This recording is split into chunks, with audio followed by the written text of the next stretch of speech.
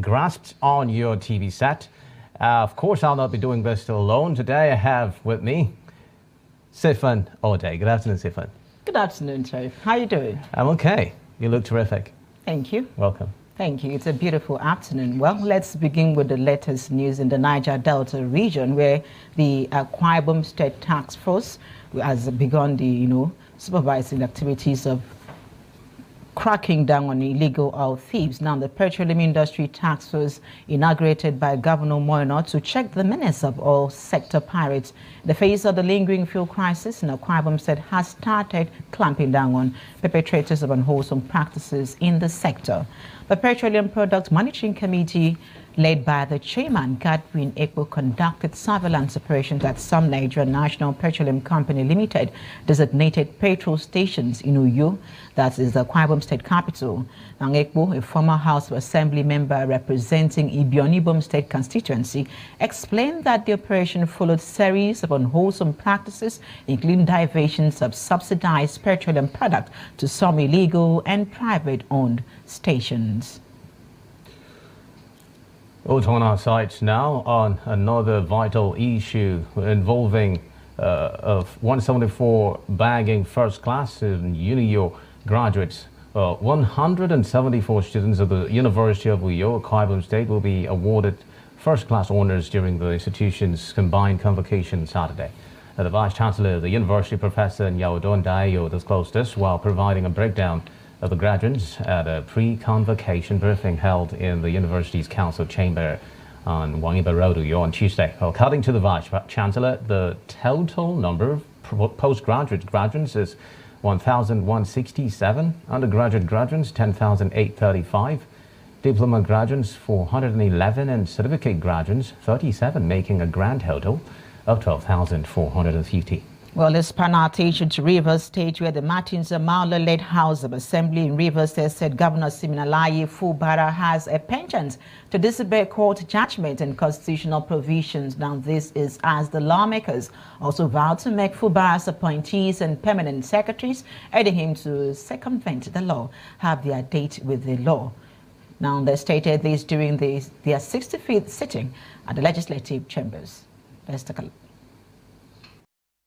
Some people must take the bullet for our democracy. Nowhere in the world, nowhere I can say so, there is no state in this Federation of Nigeria that any state government is spending without approval by the Assembly. Only in Rivers State, this is the first time in the history of our country that we'll have a sitting governor who has no respect for the Constitution. All of them, including permanent secretaries that the governor is using, the Accountant General of Rivers State, all those impostors in the states who are claiming to be commissioners, who are not commissioners of Rivers State, spending taxpayers' money without approval, will all face the law. They will have a date with the law at some point in time. And we believe that they will bow to the Constitution. They will bow to the states. They will bow. Over now to Edo State, where Governor Godwin Obaseki of Edo State has said that the investment in the state's creative arts and culture sectors over the last 8 years has transformed the state into a center of excellence for the creative arts, repositioning the state as Africa's arts, culture and tourism hub. Well, the governor said this when he led the former governor of Imo State, Right Honorable Emeka Ihedioha, and former governor of Cross River State, Donald Duke, amongst all the dignitaries and stakeholders, to the official unveiling and preview of the Museum of West African Arts, Mower Institute and campus in Benin City, the Edo State capital. Well, before we continue with the conversation, let's take a look at what the Niger Deltans are saying around the region. Don't go away.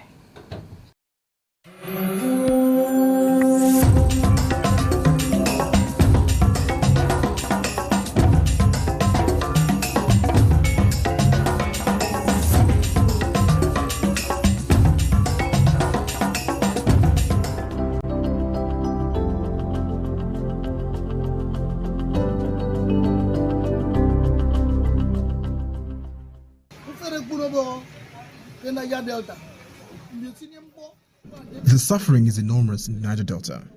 We, the Niger Deltans, are not allowed to control our resources. The government must give Niger Deltans a better deal for the needed growth in the region and Nigeria at large.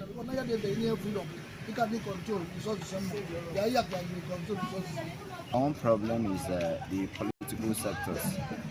The issues we are having currently is as a result of the political system. The people who are called the leaders are not doing their duties.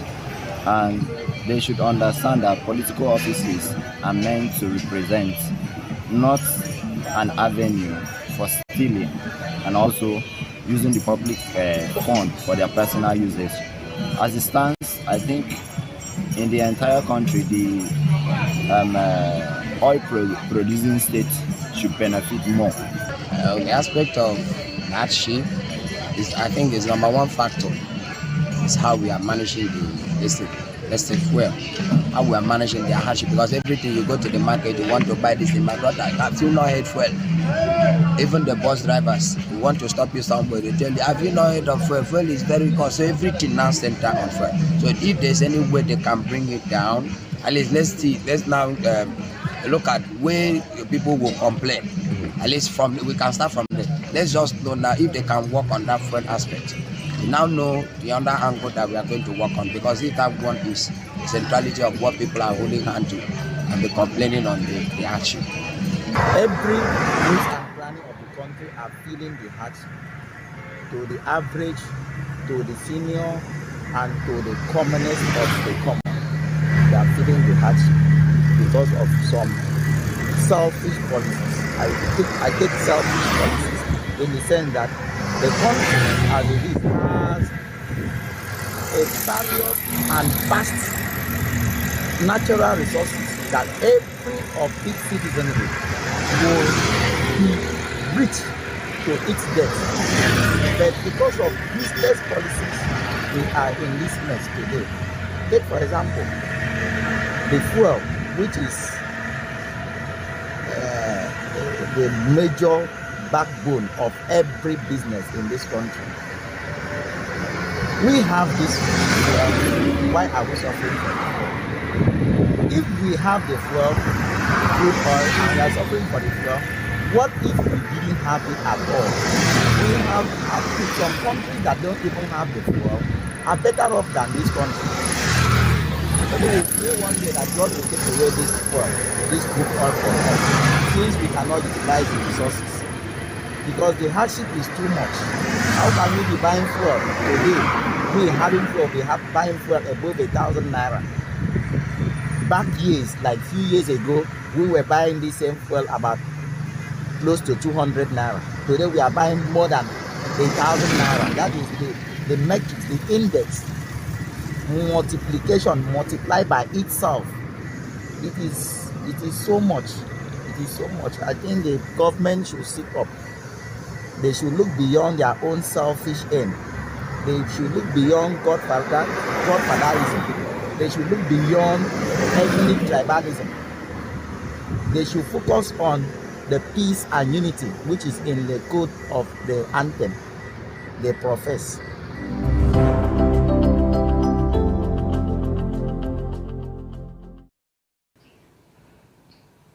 Well, the Niger Delta Development Commission has embarked on a massive channelization project of Kolo Creek, connecting 17 communities from Okaki Otuogidi to Ogbai communities in Rivers and Bayelsa State. This initiative aims to reduce flooding, improve aquatic life, and mitigate waterborne diseases in rural communities. According to NDDC Managing Director Dr. Samuel Ogbogu, the project was prompted by community leaders' urgent appeal to address blockages that could lead to devastating consequences.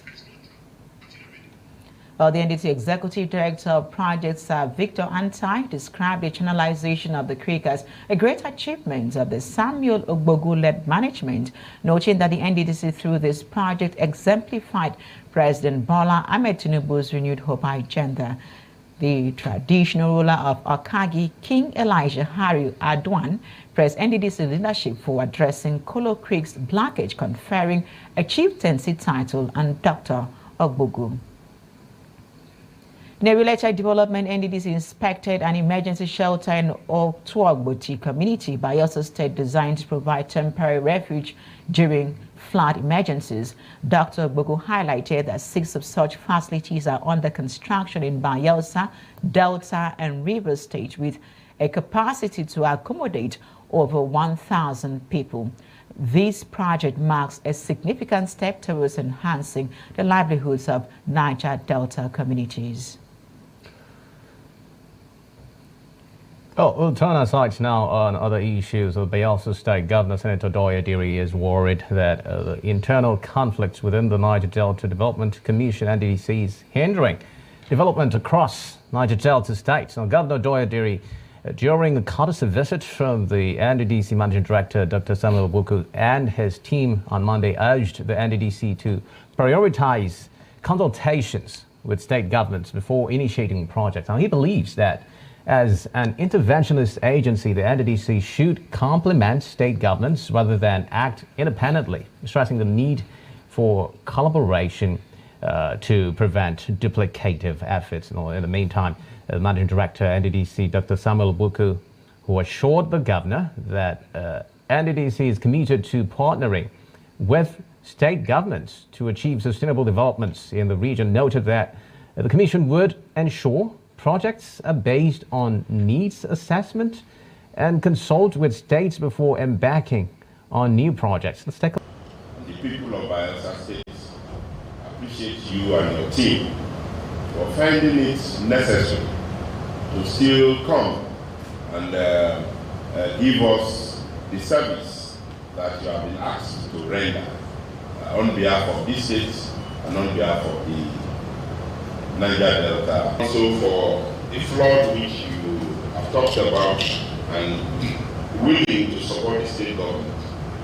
Nobody will say there is no flood in Bayelsa. Even this year, like you rightly observed, just that this year's flood is not like the flood of 2022.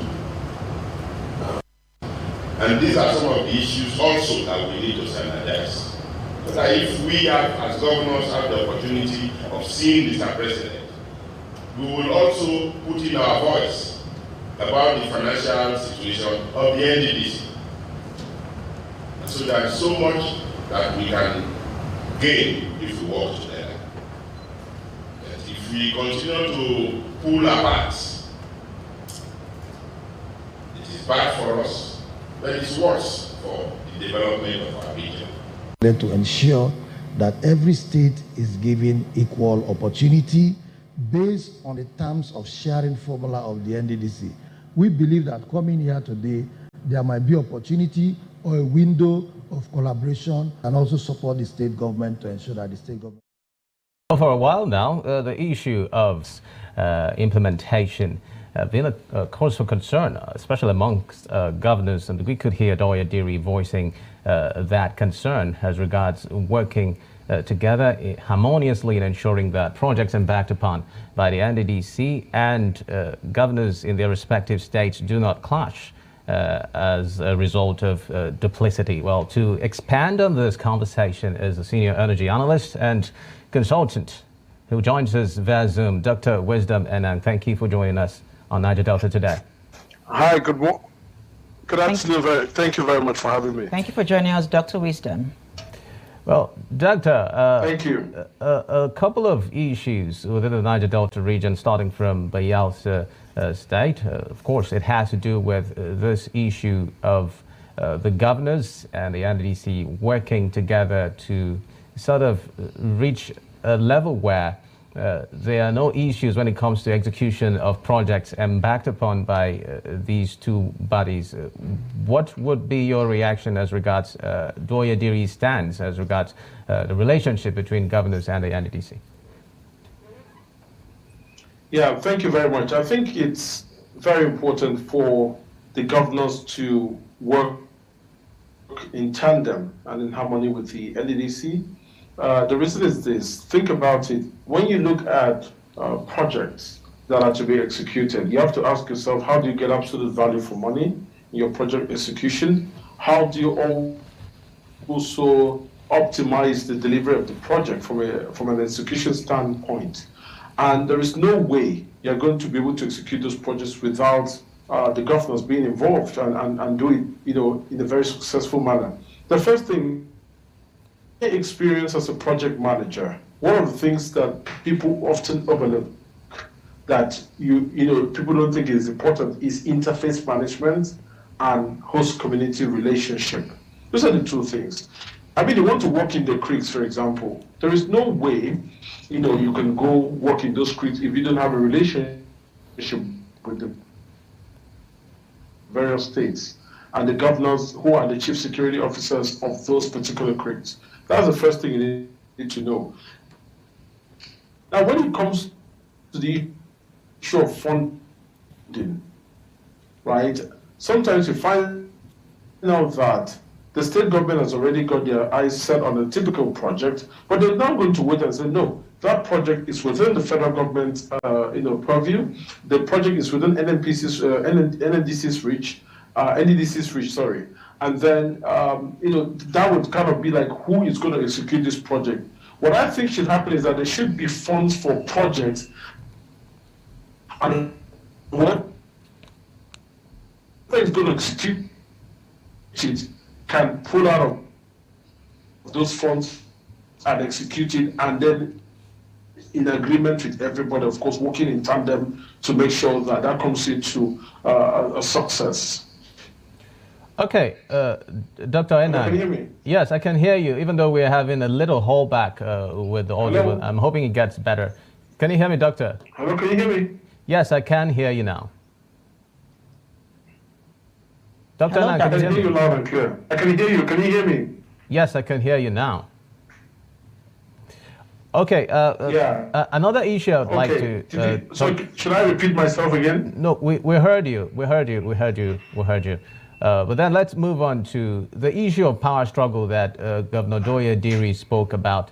It tended to be insinuating that there seem to be internal wranglings within the NDDC, which could, to a large extent, affect its duties within the NDDC states where it is supposed to discharge projects. Now, to what extent do you think that this is a political statement? Yeah. Can you confirm you can hear me, please? I can hear you. Okay, so when it comes to the internal wrangling, that's more to do with the fact that people are leaning more to politics. First and foremost, internal wrangling shouldn't be the case when we're talking of governance. Governance should be where we consolidate our strengths, where we put together the sort of uniqueness in our diversity, and then we pull all that together and bring governance to the table. And I think that's what's lacking in this instance that you've just cited. There shouldn't be any internal wrangling. Projects should be on a need basis. Project should be on a competitive basis, looking at whether does it bring some sort of social capital to the people or social return on investment to the people, or does it bring some sort of financial return on investment to the people? So we need to look at it from that standpoint so that we can tell and say, yes, we have executed projects that is for the common good. The other thing that I think about is sometimes the rationale of several projects. Now, one thing is very endemic within the NADC system is that year in, year out, you find out that the same projects are being talked about, right? Different contractors, same projects. And you're asking yourself, what's going on? Why has it point where we're now at the utility phase of this project? And these are things that we need to look at. When we are putting people in there for appointed offices, do they really have the antecedents? Have they done projects before? Or is it for political compensation? And if there's a political compensation thing, is it possible to put them at the helms of affair where they're up there, participate, but they're technocrats that inform them and help them to take informed decisions? Because there is an endemic issue even within the NDDC itself when it has to do with their projects and also the way they handle payments of projects for various contractors. All right, Dr. Wisdom, when you said that the governor is saying that the NDDC should consult with governors before they initiate projects, do you not think that this will bring unnecessary, interference into the activities of the NDDC or probably control?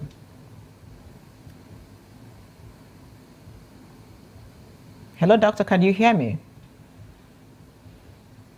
Yeah, is breaking. Come again. The governor of Bayelsa State is saying that the NDDC people should consult with the governors before initiating projects. Don't you think that this will bring unnecessary interference into the activities of NDDC or control of their activities?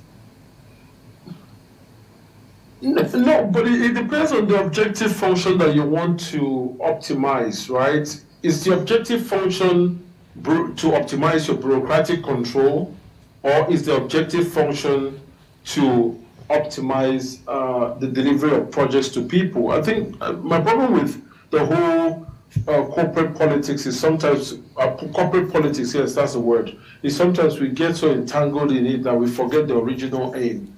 The reason you have to work with the NDDC is very simple, with the governors is very simple. Now, I'm going to give you a very practical example. Now, if you put me on the spot and say, Dr. Enan, what would you advise if you were to run a ministry that had to interface with the NDDC? The first thing I'm going to be thinking about is standardization of project execution templates. So we're looking at setting up a work management system. That means that whether it is NDDC that comes to execute projects in Akwa Ibom State, or it is the people that, the local governments that are executing projects, that we at least have a clarity on this, we have uniformity on the kind of standard that we're expecting. We have a work management system that, whether you're an engineer from the NDDC or a consultant to the local government, once I hand you that template, you can deliver projects, and that project will stand the test of time in Akwa Ibom State. If everybody works with their own templates, then of course we're all going to get it wrong, because once you think you've delivered a project and you think you've done it properly, let's say a road project, I may come in and say, look, this project doesn't even scratch it for me per my standard. And another person will come in and say, look, this project is even bad per my standard. What does that mean? We need to come together, form a work management system that will guide everybody that is executing a job in Akwa Ibom State. For example, and other states can have same. So both from a quality standpoint, both from a cost perspective, both from the maximization of the utility value of the project, we need to have stakeholder engagement.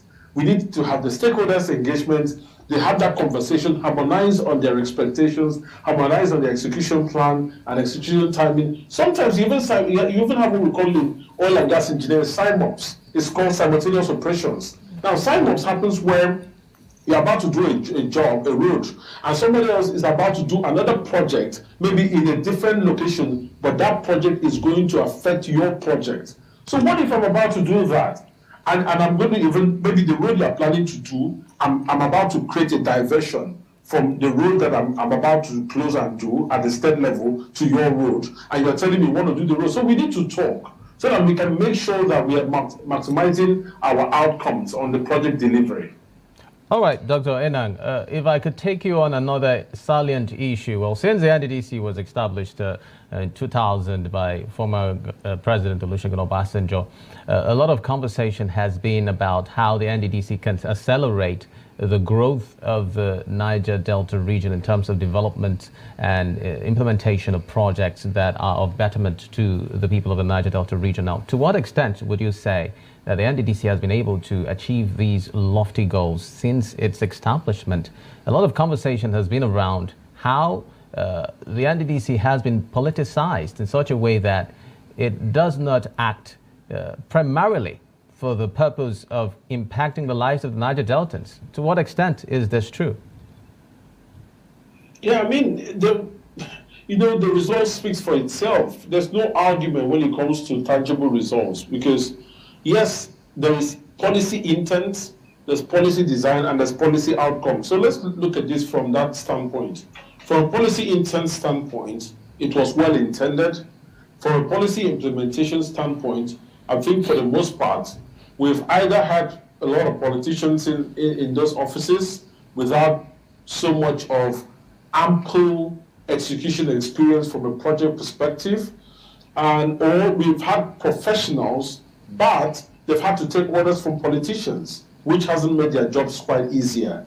That's on one part. But from the outcomes, how are we even measuring the outcome? Because when you talk about measuring the outcomes, we're talking about setting an objective criteria to say NDDC ought to have achieved this, and this. And I think, let me just step aside in that conversation and question the way we look at our political scorecard. I see people say, what is your scorecard? And I see maybe people say, I've done this, I've done that. Good. But can we tap to your original objective? Because even if in my heart, or my mind, sorry, I set out to do 10 roads, and I never told anybody that those were my objectives. But at the end of the day, I ended up I could just snap that and put it on a billboard and tell you that is my scorecard, and I've done very well. The scorecard could only be legitimized once we have had your targets. This is what I'm going to achieve, actual and on ground, and then you can say, this is what I set out to achieve, this is what I finally achieved, and these are the reasons I couldn't achieve, and this is what I'll do differently next time. We haven't seen such a systematic approach within the NDDC itself. So it's about the people that have been put in there. It's also about the system itself.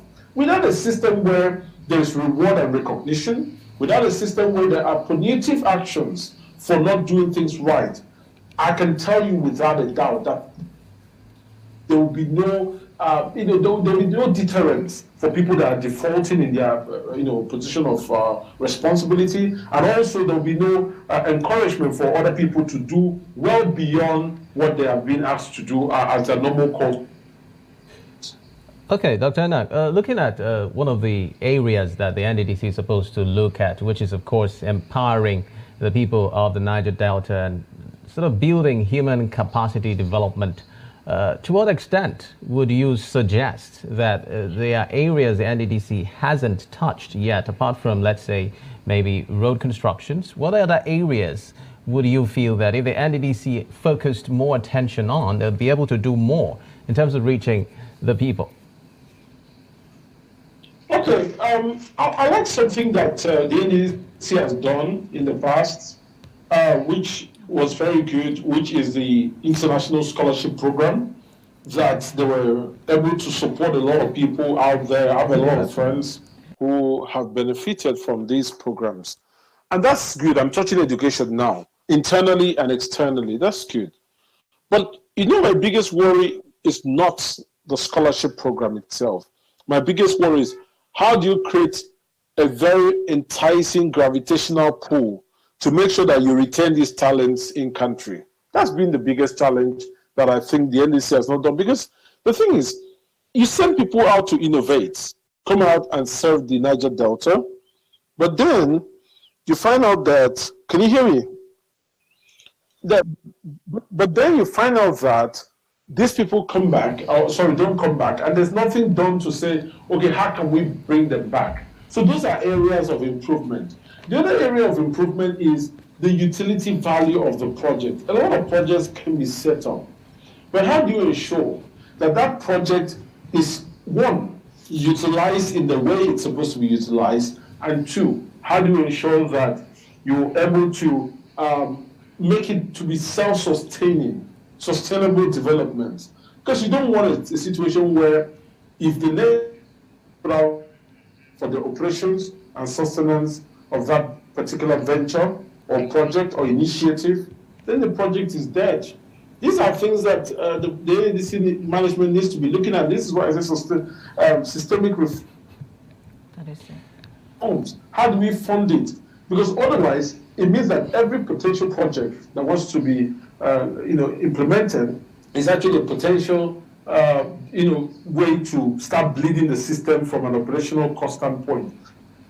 All right, Dr. Anak. NDC ought to be doing well.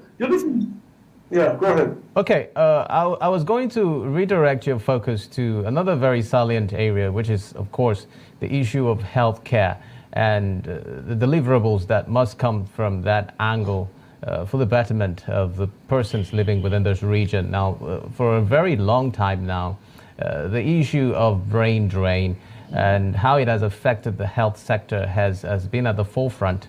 To what extent do you think that the NDDC has a role to play in sort of bolstering the issue of health interventions within the Niger Delta region as part of its cardinal objectives for this region? Yeah, that's a very important question. I think the responsibility of healthcare is quite an important one for everybody, really, the subnational government, the local government, and the NDDC. Now, I think the NDDC can do a lot of outreach programs.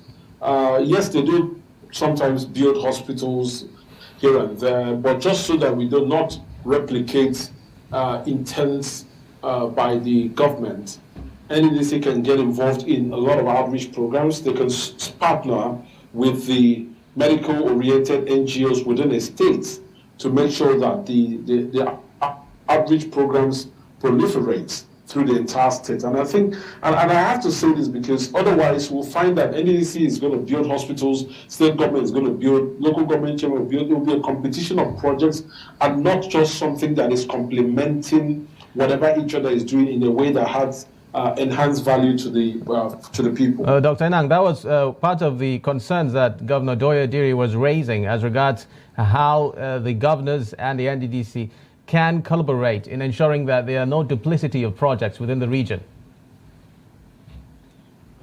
Yeah, you're right, and the concern is very valid because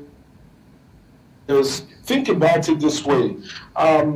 You know, once you duplicate projects, you're talking about time, you're talking about money, you're talking about resources, and you're even talking about the fact that at the end of the day, we're not able to advance different frontiers. And this is why we need to look at the needs assessment, look at who is going to do what, allocate, resources and allocate responsibilities. And I think the NDDC can fit in naturally with partnering with existing NGOs, then give them the plan of how they're going to get into the rural areas and do an outreach program. And the NDDC can fund that. It's quite easy. I mean, I can see where they make a huge mark there. And secondly, I think when it comes to, for example, domesticating some of the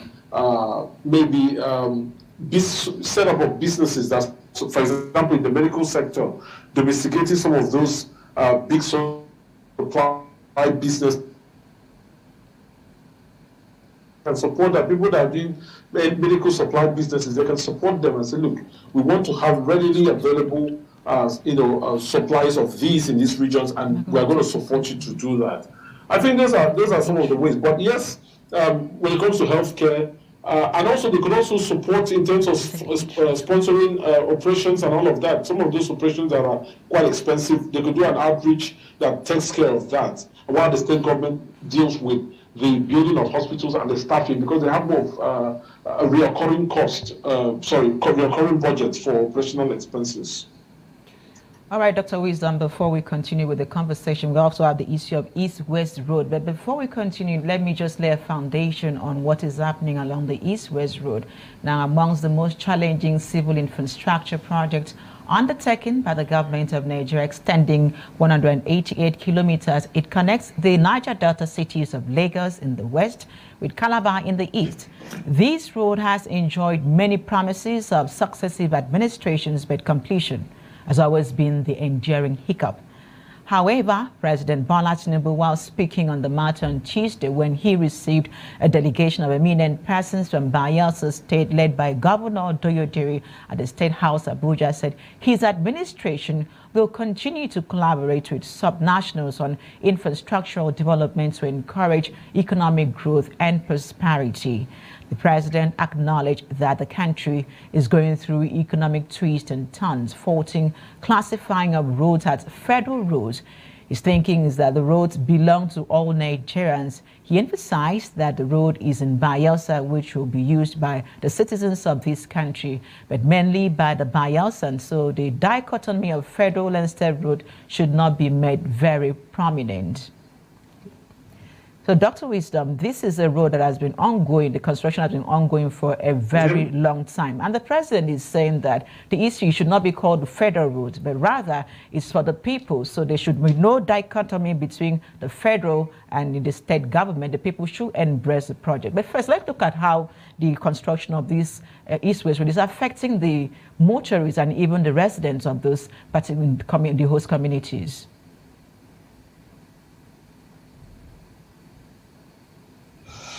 Hello, Doctor. Okay, I mean, yes, the construction of those sort of projects is always going to have a massive impact on the people because, of course, when you're talking about roads, I'm going to give you context. When you're talking about road construction generally, you're talking about the fact that when the weather gets bad, if you haven't fixed those roads, that's a potential hazard. I mean, security issues can ensue because of ambush. You could also have situations where, you also have issues that perhaps danger in terms of the accidents can occur there. So yes, it's a real concern for the people that are on those roads, and they are having to go through those potential hazards on the way. Now, on the issue of the state government and the federal government not having a dichotomy of who does what, that issue is a sort of a mirror to the issue of funding. Who's going to fund it? How do we even retire the funding at the end of the day? Are these projects scoped and delivered? So, for example, what I would have advised is this. When the government wants to do a particular project, you put it out there, and at the Federal Executive Council meeting, we can have an aside between maybe the Ministry of Works, Federal Ministry of Works, and the State Ministry of Works, and then a discussion is held. How do we want to execute these projects? State government, how do you want to go about it? And the state government will give their outline on the projects. And then the federal ministry will look at the outline of their project. And if the consensus agreement is let the federal government do it, then this project is being allocated, the infrastructure fund for that project is being allocated right away to the federal government. If it is the state that will do it, it is being allocated to the state government. So by that, what I mean, the reality of what I'm saying is this. When we are allocating the federal allocation, these federal allocations should be allocated less an amount for very key strategic projects. For example, we're talking about projects like maybe the Niger Bridge and the East-West roads and all of that. And then at the end of the day, we then look at this key strategic infrastructure development project that affects regions. How are we going to execute it? We have a special fund, a special regional development fund for that. We don't put that as part of the FAC. And whatever it's going to do, we can then pay that into their own separate project, special purpose project account for them to be able to execute the project. That's the way I think about it. That's the way I would do it. All right, Dr. Enang. As the president of the country. Okay. Looking at how long this road has been in existence and the concerns about fixing it and bringing it up to par, well, we know that this road crisscrosses some Niger Delta states, including Edo Delta, Rivers, Akwa Ibom, and even Cross River.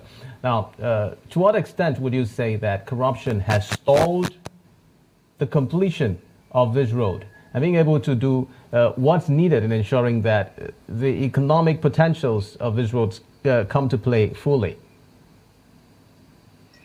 I mean, yes, corruption always plays a role because corruption midwives the conflict of interest, and the conflict of interest midwives certain decisions that then go into feed into the project. So you're absolutely spot on when we talk about the fact that it's a potential showstopper.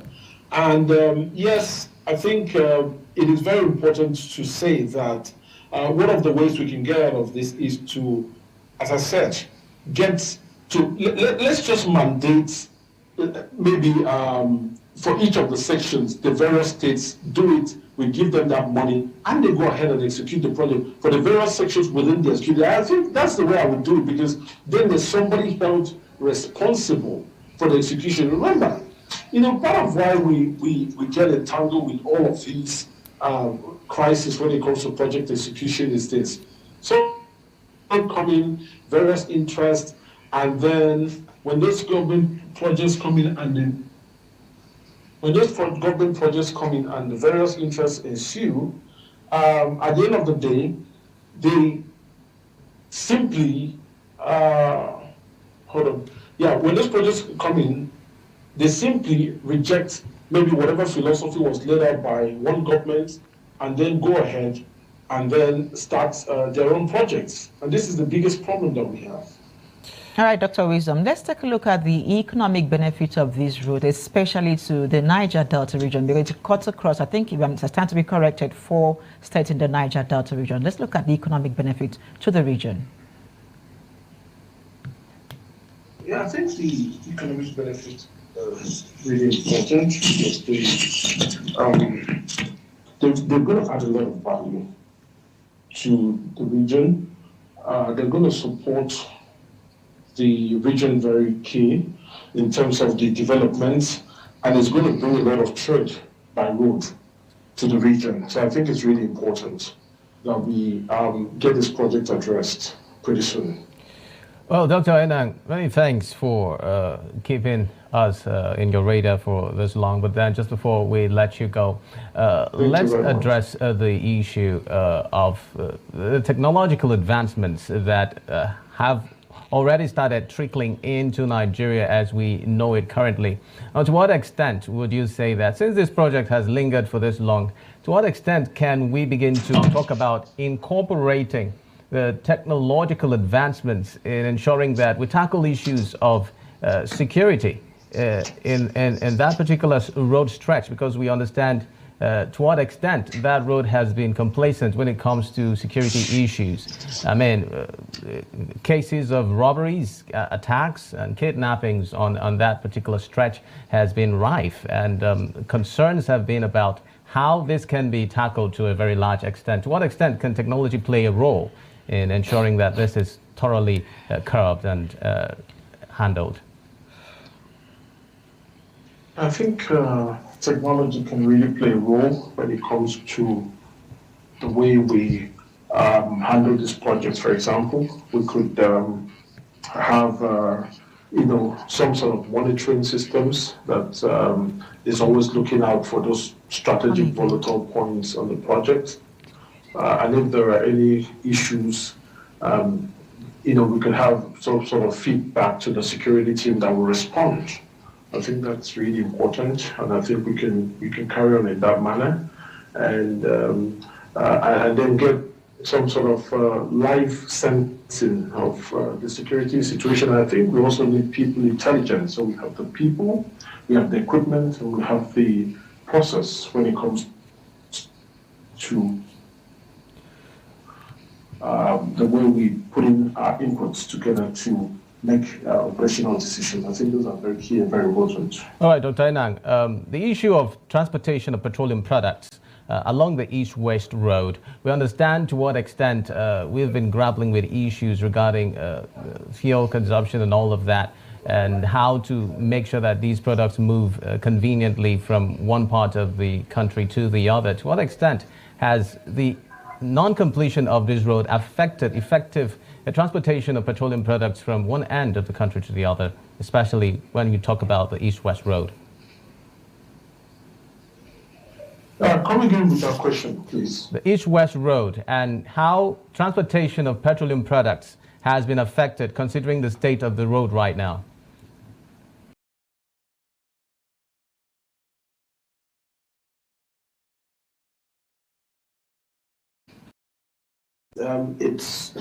The effect of that has been very keen, because when you think about the fact that maybe you wanted to put off in and the products, you're not able to get those products in the way you would love to, that's really impacted transportation of products. There's been delays, there have been accidents that have been quite costly.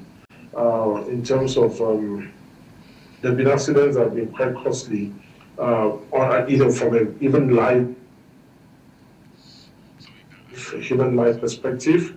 And so I think fixing the East-West Road is going to be very beneficial to the people of the Niger Delta ultimately. Okay, Doctor, can you hear me? Yeah, loud and clear. What, in your opinion, can be some of those alternatives that the NDDC can sort of proffer, pending when this road is effectively completed for the transportation of petroleum products across the country? Okay, so you're asking the opinion of what? The steps or follow-up moves that the NDDC can take in ensuring that these products are effectively transported within the East-West Road, considering the status of the road currently? Oh, I mean, one of the ways to do it is to ensure that, the products you schedule, maybe your logistics upfront, and make sure that those logistics planning are being planned very properly.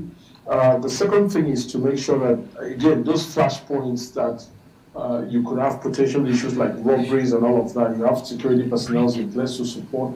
And then we could also divide the road and create, let's say, sort of a patching of those very bad spots to make sure that we can still have some level of stability on the flow of traffic. I think this is how I would like to think about it. Dr. Wisdom, thank you very much for making out time to feature on Niger Delta today. Thank you very much. Thank you very much. Deeply appreciate it. Thank you. Well, Stephen, quite a robust conversation we had with Dr. Enang there. Yeah. I guess... let's call it a wrap for today. Well, many thanks for being a part of Niger Delta today. We looked at a couple of issues, starting from the meeting between the Bayelsa State, Governor Doye Diri, and the NDDC as regards the collaboration that is expected to be seen between the governors of the Niger Delta states and the NDDC in terms of project execution in what areas or forms that they may take, and ensuring that duplicity is not the order of the day in terms of implementation of these projects. And we also talked about the East-West Road and the President Bola Tinubu's concerns as regards how these roads would be completed and the roles that governments and states within this stretch can play in ensuring that the ultimate goal of completion of this road is attained, especially considering that these roads are used by Nigerians and the states that the road cuts across. We'll also be keeping our eyes on the developments that would follow as regards the completion of the East-West Road, and also bringing you up to speed with the details that follow. Many thanks for being a part of Niger Delta today. We'll keep you abreast, and you can also follow our activities on adbntv.com, where you can find all our social media handles and also follow our channels. Many thanks for staying tuned. My name is Xavier Robert, and I'm wishing you a terrific afternoon. And I am Sifonode. Join us tomorrow for another interesting package. Good afternoon.